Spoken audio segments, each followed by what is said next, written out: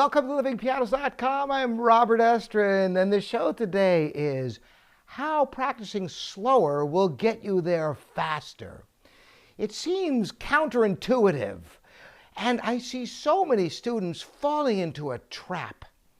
Let me ask you if this sounds familiar, if you've ever gone through this experience, or if you're a teacher, if you've seen students do this, which I'm sure you have, because it is such a common occurrence in students, and you want to help them avoid this trap. Well, they're going along and they miss something, and they go, oh, and they go back a little bit, and then they miss it again, and they get more and more frustrated, and the more frustrated they get, they go, no, wait, I can get this, I know I can get this. And they just want to have the satisfaction of getting it right once.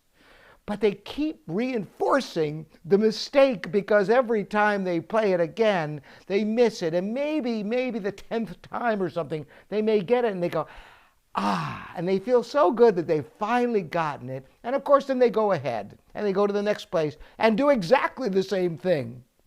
Well, this is akin to someone who gets stuck in quicksand and they go, oh my gosh, I got to get out. And they're moving furiously. And what's happening? Of course, they're sinking. And you know, if they keep doing that long enough, they will get so deep in the hole they cannot get out of. And the same exact thing can happen in your practice if you're not careful. Because the more times you repeat the mistake, the harder it is to ever play it right again. And even if you manage to get it once right after missing it again and again, you've practiced the mistake far more than you've practiced the correction. So next time, the same thing is likely to happen again. So how do you get out of this trap? Well, before I get into that, I want to tell you a little story. And this is very, very funny, and it's very telling as well. There are two men, and they're in the woods, and they are chopping wood. And they need the firewood. It's very important they get this done before the day ends. And one of them is chopping furiously, and he sees his friend there taking breaks, sitting there with his axe, and he's kind of peeved, but he just figures, gosh, we got to get this done because it's going to get very, very cold, and they need the wood. So he's working as hard as he can. And there again, he keeps seeing his friend over there taking breaks with his axe, and he's going, what the heck, And, all day long, and he wants to say something, but he's just too busy chopping the wood. And so the end of the day comes, and he's exhausted, and he looks over, and much to his shock, he looks over at his friend, and his pile of wood is much bigger than his.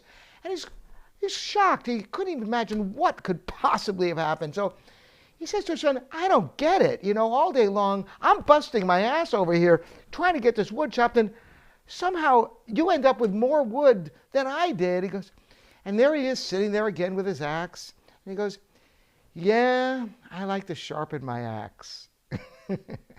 So this is a funny little anecdote, isn't it? And it's absolutely true that in your piano practice, it's not so important to keep charging forward as fast as you can, but to reflect upon what you're doing. Take that time. Slow yourself down. When you miss something, the temptation is you just want to get it right.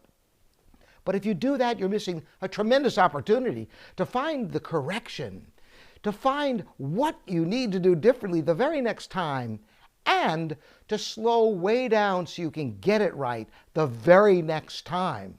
Once you miss something, it's critical that you get it right the very next time and the time after that, and reinforce it and get it perfectly at least 3 times, and better yet, solidify it and make that the time that you make the correction that will hold for good by reinforcing with different practice techniques. I've talked about using metronome speeds, progressive metronome speeds, or other techniques to solidify this. Take the opportunity. So remember, slow down in your practice and you'll end up with much more to show, just like the men in the woods. The man who sat there and sharpening his axe had much more productivity, taking his time like you want to take time in your practice and not just keep going back to try to get it, because that's not what it's about. It's a matter of cementing the correction right from the get-go to play it accurately the very next time. And how do you do that?